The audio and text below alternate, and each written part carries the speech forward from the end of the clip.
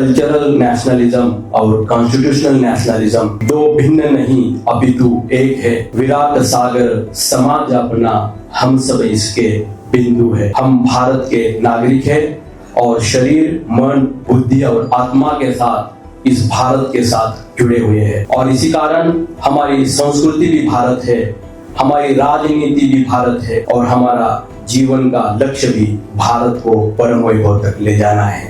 और यही प्रेरणा भारत का संविधान हमें बार बार देता है। भारत का संविधान जिस कारण से लिखा गया था वह कारण हमेशा हमें याद रहे, इसलिए संविधान की शुरुआत में ही उसकी उद्देशिका दी गई है। जिन तत्व सिद्धांतों से भारत का संविधान साकार हुआ है उन तत्व और सिद्धांतों को स्मरण करना मैं ये समझता हूँ कि संविधान दिन का एक महत्वपूर्ण कार्य है। मैंने जितना पढ़ा है, समझा है, भारत रत्न डॉक्टर भीमराव रामजी अंबेडकर जी का जीवन, जिन्होंने कभी अपने जीवन में व्यक्ति विशेष के ऊपर महत्व नहीं दिया और मुझे ऐसा लगता है इसी कारण अपने जीवन के उत्तरार्ध में उन्होंने अप दीपो भव का जय घोष करने वाले बौद्ध पंथ को स्वीकार किया, जो अपने आप का दिया, अपने आप का प्रकाश से अपना मार्ग प्रशस्त करने के लिए कहता है। भगवान बुद्ध को जब पढ़ते हैं कुछ भी नजर नहीं आता, जब शहर में होता अंधियार, रोशनी तो उसकी है जो अंदर क्षमा दिलाना सीख गया। भारत रत्न डॉक्टर अंबेडकर जी ने संविधान के माध्यम से इस देश के भीतर राजनीतिक और सामाजिक प्रकाश देने वाला जो दिया लगाया है, जो हम सभी का मार्ग प्रशस्त कर रहा है। उत्तर प्रदेश केंद्रीय विश्वविद्यालय में डॉक्टर अंबेडकर चेयर के माध्यम से जिन्होंने बहुत ही महत्वपूर्ण कार्य किया, जो मूल रूप से राजनीति विज्ञान के प्रोफेसर है, दिल्ली विश्वविद्यालय के विभिन्न कॉलेज में 35 साल से भी ज्यादा उन्होंने अध्यापन किया है और 10 किताबों के लेखक प्रोफेसर बलवान गौतम जी, मैं आपसे निवेदन करता हूं कि आप आए और भारतीय संविधान के ऊपर आपका विचार पाते हमें प्रदान करें। आदरणीय प्रोफेसर बलवान गौतम जी। देखिए, कोई भी बड़े से बड़ा व्यक्ति क्यों ना हो, भाई ये बात बच्चों ध्यान से सुनो, हमारे लिए बहुत इंपॉर्टेंट है। कोई भी व्यक्ति कितना ही बड़े से बड़ा हो, उसके चरणों में हमें अपनी स्वतंत्रता नहीं रखनी है, जिसको अंग्रेजी में हम हीरो वर्शिप भी कह सकते हैं। हमें हीरो वर्शिप से दूर रहना है। किसी भी व्यक्ति ने देश को आजादी दिलाई है, बहुत बड़ी बात है, उन्होंने बहुत बड़ा योगदान दिया है, हम उसके प्रति कृतज्ञ हैं, लेकिन हम इतने कृतज्ञ ना हो जाएं कि हम अपनी आजादी को, उसके अपनी स्वतंत्रता को उनके चरणों में रख दें। हम हीरो वर्शिप से बचें कि इसके बाद हमारा क्या होगा। तो मैंने जितने भी पॉलिटिकल थिंकर्स भारत में पढ़े हैं, उन सब में एक ही व्यक्ति, एक ही शख्सियत ऐसी है जो व्यक्ति पूजा के खिलाफ है और उसका नाम है भीमराव अंबेडकर। मैंने किसी भी चिंतक को, कितनी से बड़े चिंतक को इसका विरोध करते हुए नहीं देखा कि भाई व्यक्ति पूजा मत करो। आपो दियो भवै, अपना दीपक खुद बनो, अपना तेज खुद बनो, अपनी रोशनी खुद बनो। ये बात कहने वाले मुझे सिर्फ, मैं तो जितना छोटा मोटा पढ़ा लिखा हूं उसमें से भीमराव अंबेडकर के अलावा मैंने कोई नहीं मिला। और बाबा साहब ने एक बात बार बार कही है, एक बार नहीं कही, बार बार कही, अपने पैरों पर खुद खड़े होना सीखो, नहीं तो तुम बहुत जल्दी गुलाम हो जाओगे। तो ये जो है, ये बाबा साहब ने बहुत महत्वपूर्ण बात कही है। और उन्होंने एक इटली के एक बड़े नेशनलिस्ट हैं, उनका भी उदाहरण देके कहा है, हमें अपनी आजादी जो है वो किसी के भी चरणों में नहीं समर्पित करनी चाहिए, यानी कि we must stand against hero worship. तीसरी बात जो और महत्वपूर्ण है वो है, बाबा साहब ने कहा कि भाई ये जो अब हमें राजनीतिक आजादी मिल गई है, लेकिन जिसे हम सब्सटेंशियल डेमोक्रेसी कहते हैं, तीसरी बात बाबा साहब ने कही कि भाई हमें इस आजादी को सिर्फ राजनीतिक आजादी नहीं रखना है, इसको सामाजिक और आर्थिक क्षेत्र में भी इसका एक्सपेंशन करना है। और सामाजिक और आर्थिक क्षेत्र का मतलब है स्वतंत्रता, समानता, बंधुता, इन सब में ये जो आजादी है ये होनी चाहिए। धर्म, जाति, भाषा, इन सब के आधार पर कोई भेदभाव नहीं होगा। छुआछूत, इस प्रकार की जो सदियों से चली आ रही जो व्याधियां हैं, हम उनसे मुक्त होंगे। अगर हमें इसको एक सब्सटेंशियल डेमोक्रेसी बनाना है भारत को, हमें एक पॉलिटिकल डेमोक्रेसी हमें मिल गई है, लेकिन इसको एक सब्सटेंशियल डेमोक्रेसी बनाना है तो आर्थिक और सामाजिक क्षेत्र में भी इसका एक्सपेंशन होगा। अदरवाइज ये इतनी मेहनत से तैयार किया हुआ ये लोकतंत्र जो है वो कभी भी रेत के ढेर में परिणत हो जाएगा। ये बाबा साहब की 3 ये चेतावनियां हैं, ये भारत के नागरिकों के लिए। और उस समय का जो वायुमंडल था उसमें, इसलिए बाबा साहब के इस भाषण को बहुत महत्वपूर्ण माना जाता है। शायद इस सिलेबस का पार्ट है कहीं पे, this is part of syllabus also. 50 years of emergency and working of Indian constitution, इस पर भी हमें सोचना है। तो in the light of these developments, जो बाबा साहब ने, क्योंकि आज हम अगर भारत में आपातकाल की समीक्षा करेंगे और संविधान की वर्किंग की चर्चा करेंगे तो मुझे लगता है कि ये बाबा साहब के जो 3 चेतावनियां हैं ये बहुत महत्वपूर्ण है। हीरोशिप नहीं, हीरो वर्शिप वो खिलाफ हैं, वो सब्सटेंशियल डेमोक्रेसी को बिल्डअप करना चाहते हैं और वो कॉन्स्टिट्यूशनलिज्म के बहुत बड़े हिमायती हैं। कॉन्स्टिट्यूशनलिज्म का मतलब है डॉक्यूमेंट नहीं है, वो उसमें स्पिरिट है, उसके पीछे कल्चर है, उसकी मान्यता है। तो हम सिर्फ संविधान नहीं है बल्कि संविधानवाद है। बाबा साहब जो है वो एक संविधानवाद के बड़े समर्थक हैं कि भाई आप सिर्फ संविधान को मत मानिए, संविधान के में निहित मान्यताएं हैं उनको मानिए। अब आप जो आपने पढ़ा होगा कभी भी, पता नहीं पढ़ा है कि नहीं पढ़ा है, लेकिन मैं बताता हूं, जो पॉलिटिकल साइंस के स्टूडेंट है वो उन्हें पढ़ा होगा कि ब्रिटेन में संविधान नहीं है लेकिन संविधानवाद है। भाई देश कैसे चल रहा है जो संविधान नहीं है? तो लोग उन मान्यताओं को, उन आदर्शों को, उन परंपराओं को फॉलो करते हैं, वो भले ही लिखित में नहीं है।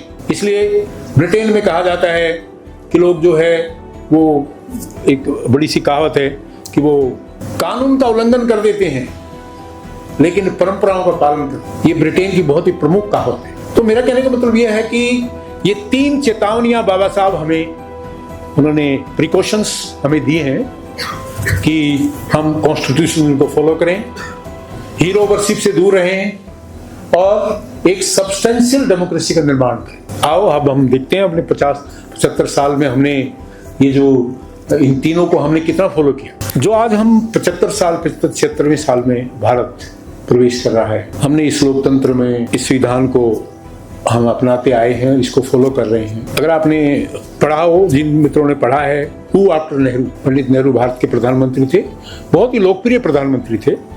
आज़ादी की लड़ाई में उन्होंने हिस्सा लिया था और जब वो शायद 3-4 बार प्रधानमंत्री बने तो प्रधानमंत्री रहते हुए भी उनके समय में ये सवाल उठने लग गया था कि भाई नेहरू के बाद कौन होगा। ये हीरो वर्शिप का इंडिकेटर है। हमने उस हीरो वर्शिप को उसी समय से कहीं ना कहीं मीडिया के माध्यम से, पॉलिटिकल सिस्टम के पार्ट के रूप में इस हीरो वर्शिप को हमने अडॉप्ट करना शुरू कर दिया। 1967 में, 68 में एक अमेरिका के एक सोशल साइंटिस्ट थे, उन्होंने किताब लिखी। एक तो पार्लियामेंट में कांग्रेस की जो संख्या थी वो घट गई। जब विधानसभाओं के चुनाव हुए तो उनमें 9 विधानसभाओं में संयुक्त विधायक दल की सरकारें आ गई, विपक्ष की मिली जुली सरकारें आ गई। तो अमेरिका के एक सोशल साइंटिस्ट ने लिखा कि ये भारत के अंतिम चुनाव है। ये तो परीक्षा में संविधान की भी हो रही है, इसमें न्यायपालिका की भी हो रही है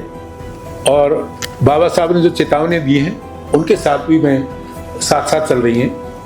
लेकिन उसकी वाणी सच साबित नहीं हुई, झूठी साबित हो गई। 1971 में चुनाव हुए लोकसभा के और कांग्रेस पार्टी को बहुमत मिला और उस समय श्रीमती गांधी ने एक नारा दिया, गरीबी हटाओ, और वो नारा इतना पॉपुलर था उस समय पे कि अपोजिशन जो है वो धाराशायी हो गया। इसके बाद क्या हुआ कि श्रीमती गांधी बहुत पावरफुल होके आई, लेकिन 1975 तक आते आते महंगाई, बेरोजगारी, बहुत सारी समस्याएं, उस समय रेलवे की बहुत लंबी स्ट्राइक हुई और उसके बाद उसके कारण 1975 तक आते आते क्या हुआ कि एक मिसेस गांधी के खिलाफ एक कैंडिडेट ने चुनाव लड़ा था, उनका नाम था राजनारायण। वो हाई कोर्ट चले गए और हाई कोर्ट में उस समय के जो चीफ जस्टिस थे जगमोहन लाल सिन्हा, उन्होंने एक वर्डिक्ट दिया और ये वर्डिक्ट ये था कि श्रीमती इंदिरा गांधी जो भारत की प्रधानमंत्री थी, उनको 6 वर्ष के लिए चुनाव लड़ने से अलग कर दिया कि चुनाव नहीं लड़ पाए। अब इससे क्या हुआ, इससे देश में एकदम से हड़कंप मच गया। इस हड़कंप के खिलाफ उस समय श्रीमती गांधी को और कोई तरीका नहीं निकला, एक ही तरीका निकला कि 26 जून 1975 को, यानी कि 12-13 दिन के बाद, वर्डिक्ट आने के 12-13 दिन के बाद, उन्होंने देश में इंटरनल इमरजेंसी की घोषणा कर दी। मैंने अभी आपसे जिक्र किया था, बाबा साहब ने कहा था कि आपात जो इंटरनल, देखिए इमरजेंसी दो तरह की होती है।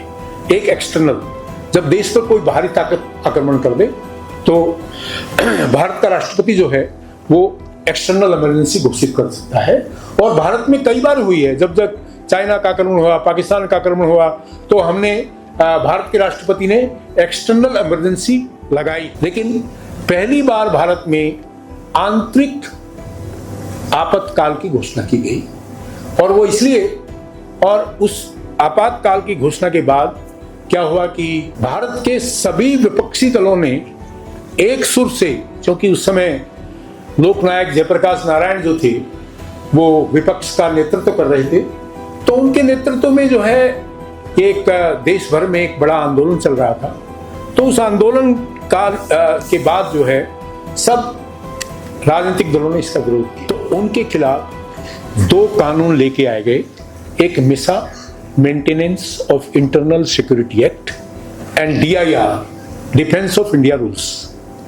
ये 2 रूल लागू कर दिए और विपक्ष के सभी नेताओं को जेल में ठूस दिया गया। यानी कि भारत की अधिकतर जेलें इन नेताओं से भर गई, और भी छोटे मोटे पॉलिटिकल एक्टिविस्ट जो थे उनको भर दिया। सरकार के खिलाफ किसी प्रकार का आंदोलन एकदम से निषेध कर दिया गया। ये इस अखबारों के ऊपर सेंसर लगा दिया गया। सेंसर मतलब वो अखबार सरकार के खिलाफ कुछ नहीं लिख सकते। उसके बाद क्या हुआ कि ये आपातकाल का पहला इम्पैक्ट था, और तुरंत जो है 2-3 चीजें हुई। भारतीय संविधान में संशोधन किए गए। भारत की जो पार्लियामेंट थी उसमें, पार्लियामेंट में अपोजिशन का कोई मेंबर नहीं। All the members have been jailed और इम्प्रिजन्ड, जेल में डाल दी गई। संविधान में महत्वपूर्ण परिवर्तन किए। क्या परिवर्तन किए कि भारत के प्रधानमंत्री, राष्ट्रपति, लोकसभा के स्पीकर, इनके खिलाफ जो है किसी भी कोर्ट में आप नहीं जा सकते। इसके अलावा भारत के संविधान में, भारत के संविधान का जो प्रियम्बल है, प्रस्तावना है, उसमें 2 शब्द जोड़ दिए गए। वो शब्द हैं समाजवाद और धर्मनिरपेक्षता। जिस समय भारत का संविधान बन रहा था उस समय भी बहुत सारे मेंबर्स ने कहा, जो संविधान सभा के मेंबर थे, कि आप ये धर्मनिरपेक्षता और समाजवाद शब्दों को जोड़ दीजिए। बाबा साहब ने मना कर दिया। हम भारत की भावी पीढ़ियों को अभी से बांध के नहीं रख सकते कि आपको ऐसी सामाजिक आर्थिक व्यवस्था चलानी है। समय आने दीजिए, वो अपने अनुसार जो है अपनी व्यवस्था बना लेंगे। अब आप अंदाजा लगाइए, जिस पार्लियामेंट में अपोजिशन का एक भी मेंबर ना हो, उस पार्लियामेंट के अंदर जो है कानून बनाए गए। तो इस प्रकार से आपातकाल जो है तो भारतीय लोकतंत्र का वो काला धब्बा है, जिस काले धब्बे को मिटाना बहुत मुश्किल है। उसका कारण यह है कि इसके पीछे जो ताकतें हैं, वो ताकतें सारी जो पावर है वो अपने हाथों में केंद्रित करना चाहती। प्रतिपक्ष को, विपक्ष को कुचलना चाहती। ये सिर्फ उस समय नहीं कुचलना चाहती थी, ये ताकतें अंतर्निहित रूप से अभी भी जिंदा हैं। इसलिए आपातकाल का स्मरण करना जो है ये संविधान दिवस पर बहुत महत्वपूर्ण है, क्योंकि संविधान दिवस जो है वो उस काले अध्याय को हमेशा याद दिलाता हमें कि इस अध्याय के कारण जो है, ये काले दिन के कारण जो है, हमें हमेशा सतर्क रहना चाहिए कि ये ताकतें जो है फिर से जिंदा ना हो जाए। इन ताकतों को हमेशा हम सशक्त दें, इनको हराएं। तो इसलिए मैं अपने इस मंच का सम्मान करते हुए मैं कुछ बातें जोड़ के अपनी बात समाप्त करता हूं कि ये संविधान हमें स्वतंत्रता, समानता, बंधुत्व, न्याय, इसकी हमेशा सिर्फ याद नहीं दिलाता, हमें दिन प्रतिदिन हम इसको महसूस करते हैं। अगर ना महसूस करते तो आजादी की लड़ाई लड़ने की कोई जरूरत नहीं थी। जिस समय भारत के नागरिकों के सामने अंग्रेज जो न्यायाधीश थे वो हमारे साथ जो है पशुओं जैसा व्यवहार करते थे, तभी तो हमें, यही आजादी का मतलब है।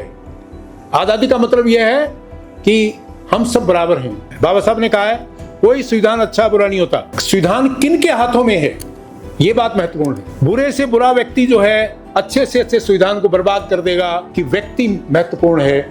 हमें अच्छे व्यक्तियों को समाज में सम्मान देना है, उनको आगे बढ़ाना है, और मुझे लगता है और उन ताकतों को सशक्त देना है जो इस देश को गुलाम बनाना चाहते हैं। इसकी आज़ादी को, इसकी स्वतंत्रता को, इस समानता को, बंधुत्व को खत्म करना चाहती हैं, उनके खिलाफ जो है हमें खड़ा होना है। ये हम सबका कर्तव्य है। और आप सबका बहुत बहुत धन्यवाद, आपने इतना शांति से सुना, और आयोजक मंडल का भी बहुत बहुत धन्यवाद।